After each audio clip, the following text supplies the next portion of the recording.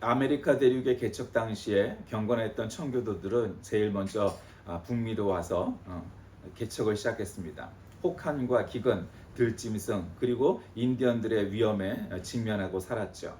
그때 한 정착민이 오두막에 늙은 퀘이커 부부가 살았는데 어느 날 가정 예배를 드린 후에 남편이 말합니다. 오늘은 문을 굳게 잠그지 마라. 오늘 읽은 시편 91편의 말씀처럼 밤의 두려움을 걱정하지 말자고요. 그래요. 하나님께서 당신과 날 지키실 겁니다. 둘은 깊이 잠들었고 이내 깊은 밤이 왔습니다. 그런데 밤이 깊어지자 문이 열렸고 휘파람 소리가 들렸습니다. 그리고 문은 이내 닫혔습니다. 아침에 일어난 두 사람은 마을이 온통 폐허로 변한 것을 발견했습니다. 간밤에 인디언들의 습격을 받았기 때문이죠. 근데 문도 잠그지 않고 잠든 이 퀘이커의 오두막은 그들에게 호의를 얻어 무사했다고 합니다.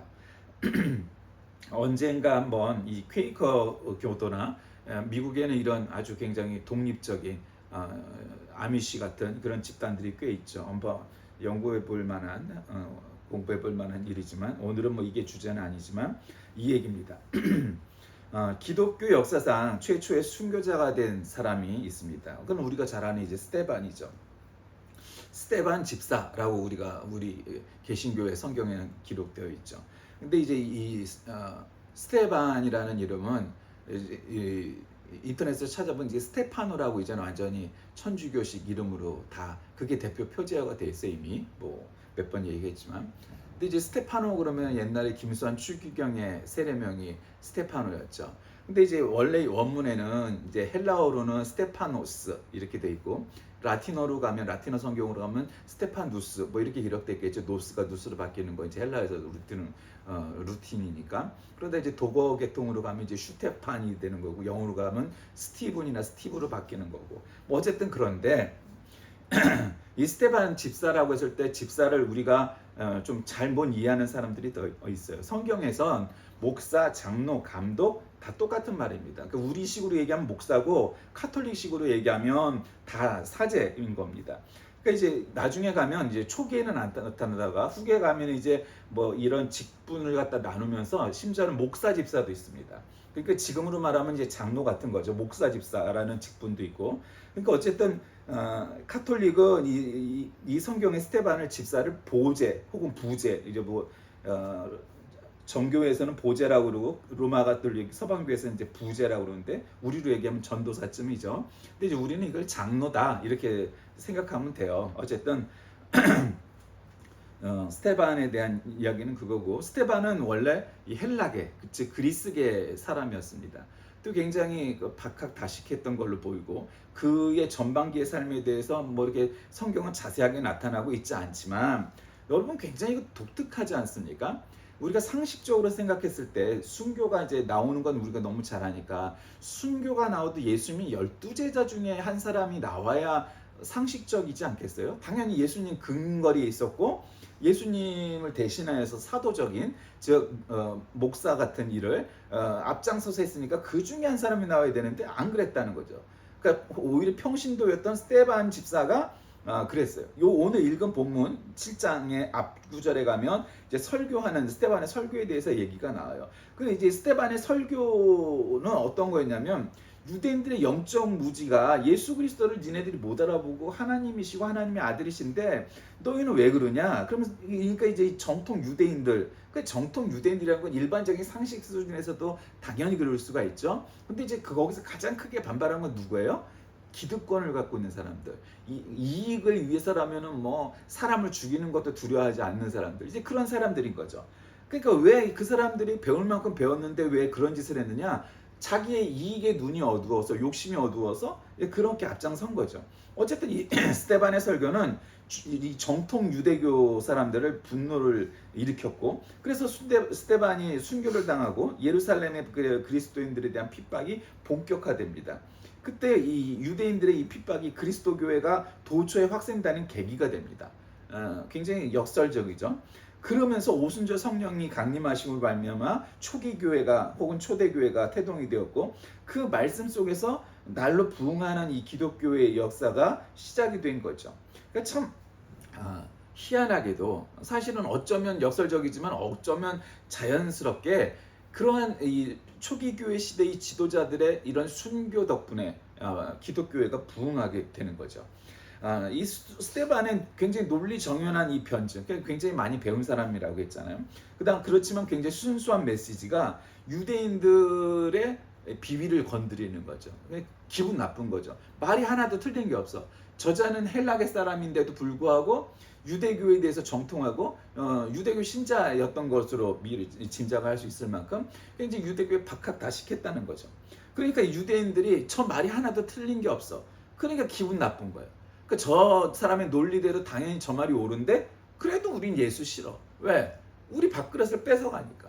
우리는 다 저 사람의 하수인이 될 거고 내가 저 사람만큼의 권위를 갖고 있었는데 대제사장쯤 되면 저 사람이 나보다 더 능력 있고 똑바로 알고 있기 때문에 저 사람이 저렇게 뜨는 건 난 싫어 이렇게 했다는 거죠. 그럼 스데반의 설교는 어떤 거였냐? 그 중심에 예수 그리스도가 계셨죠. 그는 이스라엘 역사를 간단히 이야기하면서 그들의 모든 위대한 지도자들이 처음에는 당대 사람들에게 거부됐지만 나중에는 결국 하나님이 택하시고 성경이 기록되고 하나님의 선지자였고 구원자였음을 지적을 합니다. 요셉이 그랬고 모세가 그랬고 예수 그리스도 또한 그랬다라고 스데반이 설교를 하죠. 그리고 나서는 이제 오순절날 성령 강림 사건이 일어나면서 불일 듯이 기독교회가 부흥하기 시작을 하는 이제 그런 일이 나타납니다.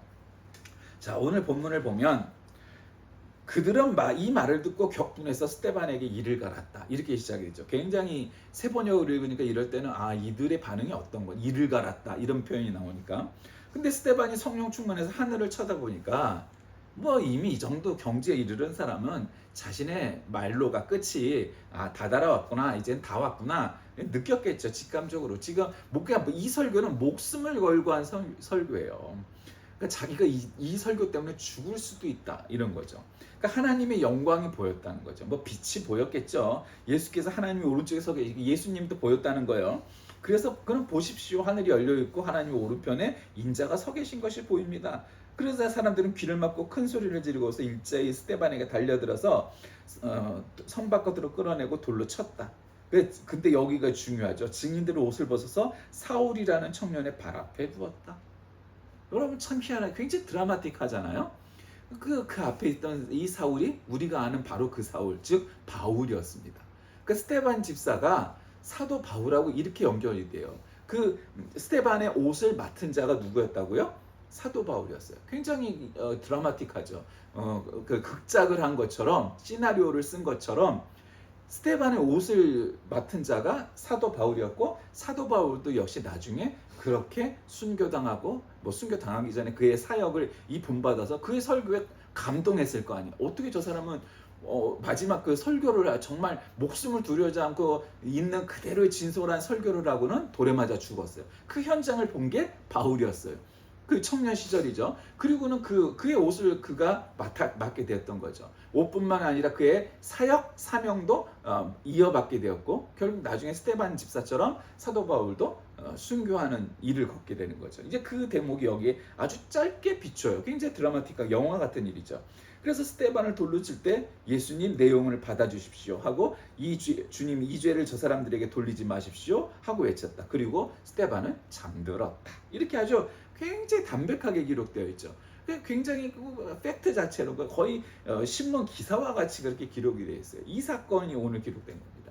그래서 저는 이 대목을 스데반처럼 이런 제목으로 말씀을 나누려고 해요. 자, 그럼 스데반은 어떤 사람이었을까요? 그는 초기 교회 시대의 집사였습니다. 예루살렘 교회가 택한 7 집사 중에 한 사람이었습니다. 그런데 사도도 아닌 집사인 그가 기독교의 첫 순교자가 되는 영광을 누리게 되죠. 여러분 누구나 다 첫 번째는 더 유명해요. 그 성경에도 물론 두 번째 순교의 기록이 나오겠죠. 뭐 논란이 있겠지만 어쨌든 성경의 기록상 연대기적으로 봤을 때 그때 나도 누가 두 번째 순교였지? 기억하지 않습니다. 모릅니다. 유독 순서상 첫 번째 순교자인 스데반만 기억을 해요. 아폴로 11호를 타고 달에 갔던 사람들 중에 이름은 두 번째 발을 내딘 사람 아무도 몰라요. 닐 암스트롱이라는 첫 번째 발을 내딘 사람만 기억을 해요. 그게 사람들의 심리죠. 그러니까 두 번째가 덜 위대했느냐? 뭐 사실 그런 것까지는 아닌데 그럼에도 불구하고 사람들은 첫 번째만 기억해요. 글쎄 목사님 저도 누가 두 번째 순교였지? 말을 들어본 적도 없고 생각해 본 적도 없단 말이죠. 그러니까 그만큼 스데반의 첫 번째 순교는 사실은 영광스러운 일이었다는 거죠. 우리 모두가 이렇게 기억을 하고 있으니까 말이죠. 어쨌든 일곱 지사 중에 한 사람이었는데 그는 첫 순교를 당합니다. 당신의 역사를 이루기 위해서 사람을 쓰실 때 하나님께서 쓰시는 사람들은 우리가 아다시피 예수님의 12제자들은 대부분 평균 이하였던 사람들이에요. 그냥 못 배운 사람들이었어요. 직업도 하위 계층의 사람들이 많았단 말이죠. 계급적으로 그랬다는 거예요. 근데 하나님께서 그러면 무엇을 보고 예수님께서는 그들을 제자로 선택하셨을까요? 그리고 그 이후에도 그 마음의 중심을 살펴보는 거죠. 그러니까 하나님 앞에서 어떤 믿음의 자세를 갖고 있느냐가 중요한 거죠. 여러분, 많은 형제들 가운데서도 다윗이 선택된 건 다윗이 뭐 잘생겼다고는 기록이 되어 있지만 잘생겨서가 아니라 그의 형들이 훨씬 더 체격도 컸고 그랬겠죠. 당연히 다윗은 어렸으니까. 다윗이 기름 부음을 받을 때는 이미 아직 성장이 끝난 단계가 아니니까 형들이 훨씬 체격도 크고 건장했겠죠. 근데 왜 다윗이었을까요? 그 중심을 보신 거죠. 과부의 두렙돈을 칭찬하고 영광을 허락하신 것도 마찬가지예요. 그 중심을 본 거예요. 그러니까 아까도 말씀드렸지만 초기 교회 시대 때는 목사, 장로, 감독이 다 똑같은 일이라는 거죠. 아까 목사나 사제를 얘기하는 거죠. 그러니까 그때도 이제 베드로나 뭐 안드레나 야고보나 요한이나 이런 12제자급 사람들은 목사, 감독, 장로라고 불리우는 많은 사람들이었어요. 물론 이제 그 중에서도 그 이후에도 그런 사람들이 개척을 하면서 계속 생겨났겠지만 물론 이제 그 급의 예수님의 12사도와 같은 급은 아니었어도 목사들이 있었겠죠. 우리로 얘기를 하면. 그런데 목사나 장로만이 아니라 하나님의 일꾼이 오늘날에도 우리는 목사나 장로 즉 안수받은 사람만이 하나님의 뭐 종이고 어쩌고 그냥 그런단 말이죠. 근데 아직 이제 10월 달에 되면은 종교개혁 주일이 오겠죠. 여러분 개신교회가 뭐 여러 가지 문제 속에서도 그래도 개신교회가 신학적으로 성경적이고 옳다함을 얻을 수 있는 근거가 뭘까요? 그러니까 카톨릭은 지금 우리나라에서 뜨고 있지만 옛날엔 그렇지도 않았고 카톨릭의 이 종교 정치 체제, 그러니까 이건 감독 정치죠. 그러니까 그리고 감독 정치고 교황 정치죠. 그러니까 교황이 최고 대장이에요. 왕이에요 한마디로. 그래서 교황이잖아요. 왕도 아니라 보통은 법왕이라고 번역하는 게 더 옳지만 어쨌든 우리가 일반적으로 교황이라고 하니까. 그러니까 이 체제는 2000년 전에 만들어졌으니까 당연히 세속에는 임금, 왕, 황제가 있고 교회에는 교황이 있다라는 그런 같은 모델로 만든 거예요. 다시 말씀드리면 이 카톨릭의 정치 체제는 왕국과 비견될 만한 같은 시스템이라는 거죠. 그러면 개신교회는 어떤 체제예요? 민주정치, 대의정치, 장로정치를 하고 있잖아요. 그럼 그 얘기는 뭐겠어요? 공화국 체제, 공화 체제에 어울리는 체제라는 거죠. 그 시대를 반영해서 당연히. 그러니까 그건 말할 필요도 없는 거예요. 그 카톨릭의 정치 체제는 너무 낡았죠. 지금은 무슨 왕이 있는 시대가 아니잖아요. 그러니까 이제 대의 체제를 가는 거죠. 또 뭐 어떤 사람은 뭐 그런 민주주의가 완전하지 않아요. 그 사람이 불완전하기 때문에. 그래서 어쨌든 왕국 시대에는 어울릴 법한 체제를 지금도 갖고 있는 거고 뒤늦게도 아직 시대를 못 따라오고 우리는 이미 공화 체제를 갖고 있는 거죠. 그러니까 자본주의도 마찬가지고 민주주의도 마찬가지고 장칼빈 시대의 그 칼빈주의의 그런 정치 체제와 경제 체제가 다 현대 시대에 적용된 거죠. 그러니까 종교가 없거나 신자가 아니어도 이 칼빈주의가 중요한 거는 뭐냐면 근대를 변화시킬 만한 그런 정치 경제 체제의 아버지가 되었고 또 물론 당연히 종교는 말할 것도 없죠. 그만큼 칼빈주의는 중요한 거예요. 그렇게 근대를 만들어 놓은 거죠. 그러니까 그런 종교, 정치, 경제 이 세 개의 삼두마차를 칼빈주의 이후에 종교개혁 이후에 만들게 된 거죠. 그러니까 뭐 그 부분은 오늘 이제 중점은 아니니까. 어쨌든 그러니까 목사나 장로만 주의 일꾼이 아니라 모두라는 거죠. 그 개신교가 그거를 말하는 한마디가 뭐예요? 그럼 만인 제사장주의예요. 여러분 이건 곱씹으면 곱씹을수록 굉장히 중요한 일입니다. 목사는 사제가 아니에요. 물론 우리가 뭐 직업을 적으면은 카톨릭 사제들 신부들은 사제 혹은 종교인 뭐 이렇게 신부 뭐 이런 식으로 쓰겠죠. 뭐 인터넷에서 뭐 가입하고 그럴 때. 그러니까 우리도 물론 이제 카테고리가 보통 그런 거예요. 없어요. 종교인이 있을 때도 있지만 요즘은 이제 그런 거 잘 안 묻지만 옛날에 초반기에 그 인터넷에 뭐 가입하려고 하면 없어요. 목사 이런 거 없어요. 전문직 아니면은 종교인 아니면 기타. 그래서 아마 세 개 중에 하나였던 것 같아요. 그러니까 만인 제사장주의라는 거는 교황이 성경과 신앙을 해석하는 신학의 최고의 권위가 아니라는 거예요. 여러분 굉장히 중요한 거예요. 왕의 정치로 얘기하면 왕의 결정이 최종의 권위가 있지 않다라는 거예요. 누구도 다 성경을 해석할 수 있다라는 거예요. 그게 굉장히 중요한 겁니다. 만일 제사장주의가 아니었다면 이렇게 교회가 민주화되고 이런 개신교 체제가 있지 않았을 거라고요. 그러니까 만약 이게 유지가 됐다고 해보세요. 아, 너는 마녀야, 너는 이단이야, 뭐 그냥 그날로 뭐 교회에서 파문을 하면은 그냥 이거는 여러분 파문을 우리가 이해를 못 하는데, 아니 뭐 파문 당하면 당하는 거지. 그게 아니에요. 사회적인, 정치적인, 종교적인 살인이에요. 그 이후에는 사람으로 인정을 못 받는 거예요. 유럽에서. 그러니까 파문을 당해버리는 거라고요. 그러니까 이 중세 시대의 카톨릭의 권위는 뭐 왕한테는 핍박받아도 딴 나라 가서 살 수 있지만 그 당시 유럽에서는 교황에게 파문을 당하고는 어디에도 발을 붙일 수가 없어요. 아 물론 그럼 나는 저 딴 나라 뭐 아랍에 가서 나는 이슬람으로 살아야지. 그러면 되겠죠. 그거 빼고는 가장 굉장히 독한 벌이었단 말이에요. 근데 어쨌든 이 헬라계, 즉 그리스계 사람이었던 스테반은 예루살렘 교회 7 집사 중에 최초의 집사 중에 한 사람이었다는 겁니다. 그리고 그는 굉장히 독실한 믿음을 가진 자였죠. 그가 인간의 삶에 있어서 고통을 이제 피할 수 없어서 불교에서 고해라고 말합니다. 그래서 전도서 기자는 차라리 살아있는 산자보다 죽은 지 오래된 자가 더욱 복되다, 이렇게까지 얘기를 하겠어요. 왜 그렇겠어요? 삶이 그렇다는 거죠. 우리가 대부분 잘못 이해하고요. 특히 한국에 있는 그리스도인들이 예수 믿으면 축복, 그것도 만복을 받을 거다, 보통 그렇게 얘기합니다만 사실은 그렇지 않아요. 그건 굉장히 잘못된 해석이라고 봐요. 성경은 우리에게, 그리고 실질적으로 임상적으로도 예수를 믿으면 그날로, 그러니까 불행 끝 행복 시작돼서 모든 일은 다 잘 되고 하는 사업이나 공부나 간에 모든 일이 그냥 술술 잘 풀리고 그리고 모든 게 다 해피하고, 아니요, 그렇지 않아요. 왜 그럴까요? 성경에 기록되어 있는 위대한 인물들 보세요. 신약은 예수님을 믿기 시작하면서부터, 그다음에 구약에서는 이제 야훼 하나님을 만나서부터 그날로 그냥 모든 것이 만사형통하고 하는 사업도 잘 되고 부자도 되고 전부 다 그랬나요? 그런 사람 하나 없어요. 아니 어떻게 이렇게 성경적이지 않은 해석들을 해요?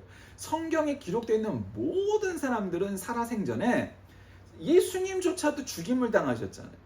예수님 빼고 얘기해도 모세니 아브라함이니 노아니 서부터 시장시대 인물들까지, 순교당하는 사람들까지 인생이 아주 고난의 연속이었어요.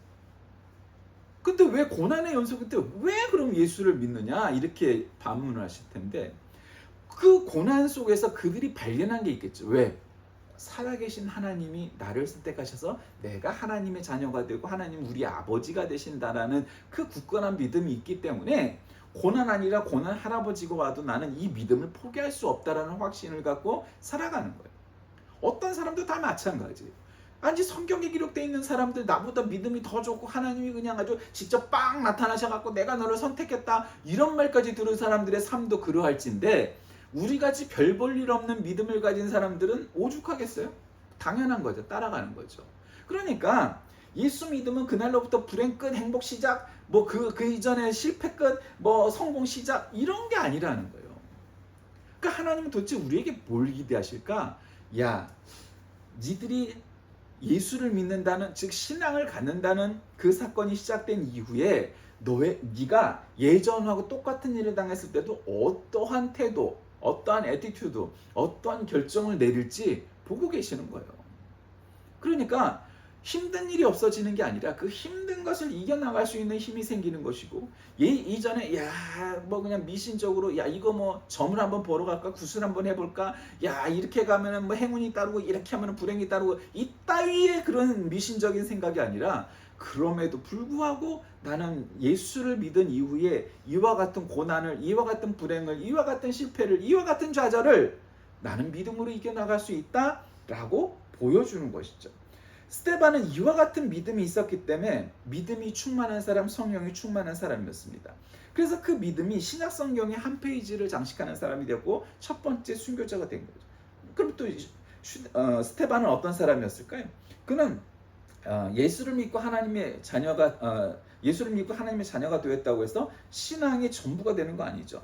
왜냐하면 계속해서 우리들은 자라가고 성장 성숙해 나가는 거죠. 그럴 때 필요한 게 뭐겠어요? 성령 충만입니다. 백성들은 당연히 하나님의 백성들은 성령의 충만을 받아야 되겠죠. 또 성령 충만은 곧 능력 있는 신자가 되는 거죠. 하나님의 일을 하는데 그래요. 그럼 뭐 성령 충만은 어떤 거냐? 여러 가지가 있겠죠. 방언을 열심히 잘하는 거죠. 방언 통변도 하는 사람인 거죠. 그거 굉장히 중요한 은사죠. 병 고치는 은사죠. 그냥 기도만 하면 안수만 하면 사람들이 뻘떡뻘떡 일어나고 이거 얼마나 좋겠어요? 그런 능력이 있으면 당장 나도 있으면 너무 좋겠다. 그렇죠. 다 중요한 일들이에요. 어떤 것도 신유도 그렇고 방언도 그렇고 예언도 그렇고 뭐든지 다 마찬가지죠. 은사들하는 거 다 똑같다는 거예요. 그래서 그 있으면 좋죠. 그런 은사가 있으면. 그러나 중요한 건 뭐냐? 우리가 성령 충만해서 능력 있는 신자가 되는 거 굉장히 중요한 겁니다. 그러나 연약했던 주님의 제자들이 이 성령 충만을 받은 이후에 그들의 개인적인 성품이나 성격이나 능력, 지식 뭐 이런 거 다 천차만별이었겠죠. 유대교 신자였지만 뭐 유대 경전에 대해서 뭘 알았겠어요. 어부가 무슨 얼마나 신학적 깊이가 있었겠어요. 그럼에도 불구하고 물론 다른 사람의 도움을 받았겠지만 그럼에도 불구하고 그는 본인이 겪었던 예수 그리스도에 대해서 확실히 증언하고 있죠. 그래서 그와 같은 사도들의 역할을 감당한 거예요. 그렇게 해서 베드로가 세웠던 이 예루살렘 교회의 첫 7집사가 되었고 그 첫 장로 장립이 된 거죠. 그리고 나서는 어떻게 돼요? 결국 그렇게 돼서는 첫 순교자까지 이르는 그런 사람이 되었습니다. 그럼 또 스테반은 어떤 사람이었냐? 굉장히 지혜가 충만한 사람이었어요. 원래 지혜라는 말의 원뜻은 헬라어에 보면 구별하다, 구분하다, 분별하다, 인식하다 뭐 이런 의미에서 시작이 돼요. 그러니까 지혜라는 거는 구분하는 거예요. 분별하는 거예요. 그러니까 이 성경이 말하는 지혜는 세상의 지혜가 아닌 하나님의 지혜인 거죠. 하나님께서 우리에게 지혜를 얻으라. 뭐 성경 여러 구절에 지혜에 대해서 얘기하죠. 그러니까 신자가 믿음만 있고 지혜가 없다면 문제가 되는 거죠. 어리석어지는 거죠. 왜 우리가 이단 사이비를 비판해요? 세상 사람들 똑같은 거 아니야 종교가? 안 똑같아요. 왜요? 이단 사이비들은 그 목적과 방법과 그 종착지가 다르니까 이단이라고 말하는 거 아니겠어요? 어떻게 지혜로운 자가 될까요? 그건 성경이죠. 성경은 뭐 이 지혜 보고 있죠. 지혜의 근원이 하나님이라고 성경을 말씀하시니까요. 하나님의 말씀이 성경에 지혜가 숨어 있다는 것은 뭐 당연한 결론이죠. 세상 사람들은 하나님의 지혜를 배척하지. 야, 이거 말 같지도 않은 소리 하고 있어요. 야, 보이지 않는 뭐 하나님을 믿는다는 게 말이 돼? 그러니까 그들이 어리석은 뭐냐면 굉장히 어리석은 거죠. 여러분 한번 보세요. 그 정말 책을 열심히 보고 공부하던 시절에 야, 이런 철학자가 있다니. 이런 문학가가 있다니. 이런 신학자가 있다니. 야, 이런 성자가 있다니. 그런 거 굉장히 많았어요. 야, 특히 독일 신학자들의 책을 읽다 보면 물론 이제 번역도 그렇게 썩 매끄럽지 않아서도 있었겠지만 그거를 감안하고라도 야, 이 사람들이 얘기하는 게 도대체 뭐지? 무슨 말을 하는지 모를 때가 굉장히 많았어요. 그 말이 어려워 일단. 그 말이 어려운 말을 이해할 수 있을 만한 수준이 되었을 때 읽어도 또 역시 어려워요. 그러니까 왜 그러냐? 뭐 그러니까 뭐 독일 신학자가 최고다 이런 차원이 아니고 굉장히 말을 어렵게 해요. 어쨌든. 그러니까 그들은 김나지움이라는 인문계 고등학교를 졸업할 때 이미 라틴어를 굉장히 잘해요. 그리고 특히 신학, 철학 뭐 이거 공부할 사람 정도 되면 뭐 라틴어가 거의 원어민 수준에 다다른다고 봐야 돼요. 그러니까 우리가 영어가 자유로운 의사표현이 되는 정도는 다 되는 거예요. 라틴어가. 우리는 신학대학을 나와도 라틴어가 그렇게까지는 안 된단 말이에요. 보통은. 그러니까 그들은 이미 학부를 들어갈 때 신학과나 철학과 들어가면 그렇게 라틴어를 잘해요. 그리고 그들은 이미 어려서부터 기독교적인 영성 속에서 커오고 굉장히 그런 베이스가 있단 말이죠. 그러니까 굉장히 성경에 대한 기본 지식이 굉장히 많아요. 독일어로 된 무슨 신약 주석이나 구약 주석을 보면요, 골치가 아플 정도로 디테일해요. 그러니까 여러분한테 그걸 일일이 설명할 수는 없지만 제가 성경의 사본이 여러 가지인데 그 사본들이 원본을 유추해내는데 뭐 아주 그냥 저기하게 얘기하면 99% 아주 조금 얘기도 한 90% 이상은 이게 원본을 갖다가 완벽히 드러냈다, 우리가 완성했다고 말할 수 있는 학문적인 그런 과학적인 근거가 있다라고 말할 수 있는 게 대부분 그 독일 계통의 그런 신학자들이 이루어낸 결과예요. 그러니까 그만큼 우리는 사본만 있지 원본이라고 부를 수 있는 게 없잖아요. 그럼에도 불구하고 이게 성경을 완벽히 만들어냈다라고 해요. 그러니까 헬라어, 히브리어, 라틴어 성경에 보면, 특히 이제 히브리어 성경에 보면 베하에스라는 게 있어요. 그러니까 베하에스라는 건 뭐냐면은 이게 슈투트가르트판 구약 성경, 히브리 성경이라는 뜻이에요. 그러니까 그 성경의 그 오리지널이 뭐냐? 독일어로 돼 있는 거예요. 그 밑에 주석들이. 그게 원본이라는 거예요. 그러니까 그만큼 이 독일어 계통의 그런 신학자들이 이뤄낸 것이 그만하다는 거예요. 그러니까 성경은 지혜가 무진장 담겨져 있는 거예요. 우리가 성경에서 지혜를 얻어내는 거 굉장히 중요해요. 그만큼 똑똑한 사람들이 많은데, 야, 네가 지금 뭐 한순간 생각해서 뭐 그냥 이미지 보고 어쩌고 저쩌고, 야, 뭐 보이지도 않는 하나님을 믿어? 그럴 정도의 수준의 사람들하고는 이건 수준과 뭐 완전히 뭐 클래스가 다른 이런 일이라는 거죠. 정말 똑똑한 사람 많아. 신학자, 철학자 중. 그러니까 그 사람들이 사유했던 거 지금 뭐 수천 년 전, 수백 년 전 사람들의 사유와 우리 현대인의 사유가 다르냐? 근본적으로는 같아요. 고민도 같아요. 그러니까 결국 그 사람들이 그럼에도 불구하고 남봉꾼이었고 문제도 많았고 했던 사람들이 결국 예수 그리스도께 귀의했던, 우리가 뭐 성자라고 불리는 뭐 어거스틴 같은 사람, 아시시의 그런 사람들, 모든 뭐 루터도 마찬가지고 뭐 칼빈도 마찬가지고 뭐 여러 사람들도 문제도 있고 비판받을 점도 있었겠죠. 그럼에도 불구하고 그들이 그렇게 위대한 이 신앙의 계보를 이루는, 소위 말하는 시조, 중시조쯤 되는 그런 사람들이 된 까닭이 뭘까요? 그들이 갖고 있는 지혜가 충만한 사람들이었어요. 성경을 완벽히 이해하고 가르치려고 했던 사람들이고, 그리고 그 갔던 길이 올바랐다는 것이 후세에서 평가가 된 거예요. 지금 당장은 모르죠. 그러나 이미 칼빈이나 루터 같은 그런 종교개혁가들이 지금 존경을 받는 이유가 뭐겠어요? 그들은 목숨을 걸고 싸웠던 거예요. 아이, 그냥 세상 흘러가는 대로, 아유, 교황이 저렇게 뭐 죄를 짓든지 뭐 하든지 관계없이, 아유, 나만 잘 믿으면 돼. 그랬다면 그들이 이렇게 목숨을 걸고, 또 굉장히 종교개혁을 하다가 뭐 죽임을 당한 사람들도 굉장히 많죠. 그렇게 뭐 쯔빙글리처럼, 쯔빙글리가 대표적으로 종교개혁을 하다 죽은 사람이지만 뭐 그런 종교개혁가들도 있는데, 그런 사람들처럼 안 당했을 거라고요. 왜? 근데 성경을 우리가 잘 믿으면, 잘 읽으면 그 성경 안에 지혜가 무궁무진하고, 그렇기 때문에 부인할 수 없게 되는 거죠. 그러니까 세상의 모든 진리와 지혜가 성경에 있다는 겁니다. 말씀을 정리합니다.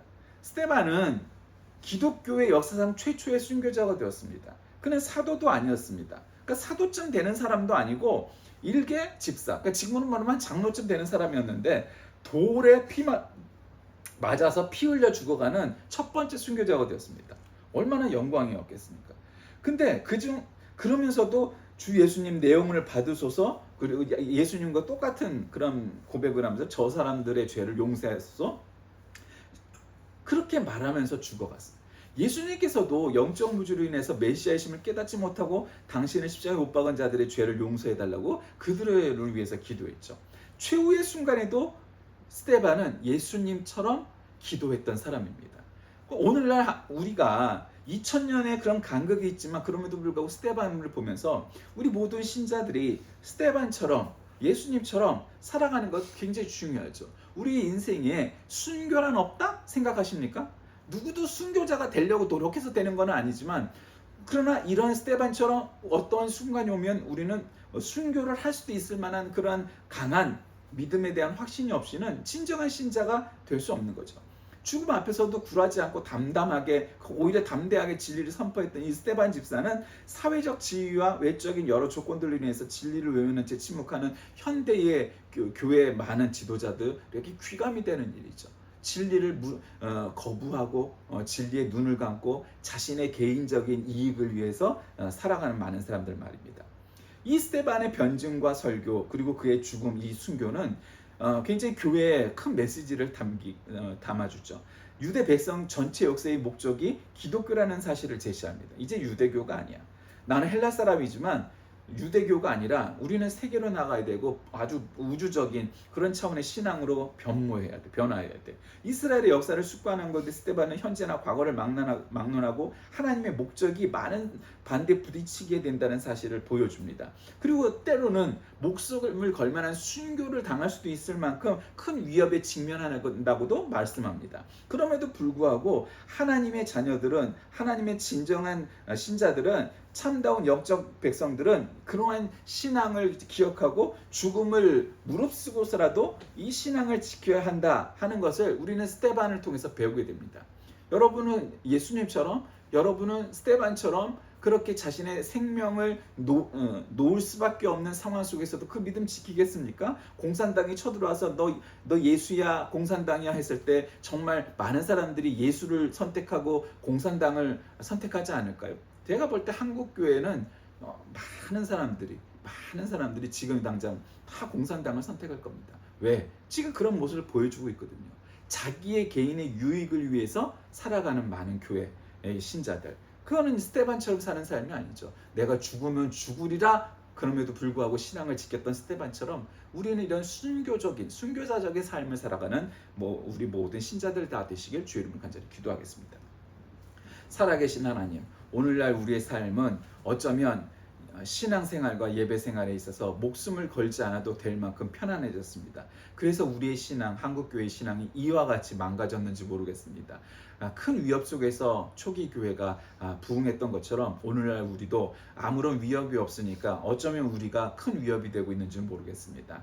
초기 교회의 지도자들처럼 스데반처럼 참다운 지혜와 신앙과 성령 충만으로 땅끝까지 복음의 증인이 된 우리 모두 되게 하여 주옵소서. 예수님의 이름으로 간절히 기도드립니다. 아멘.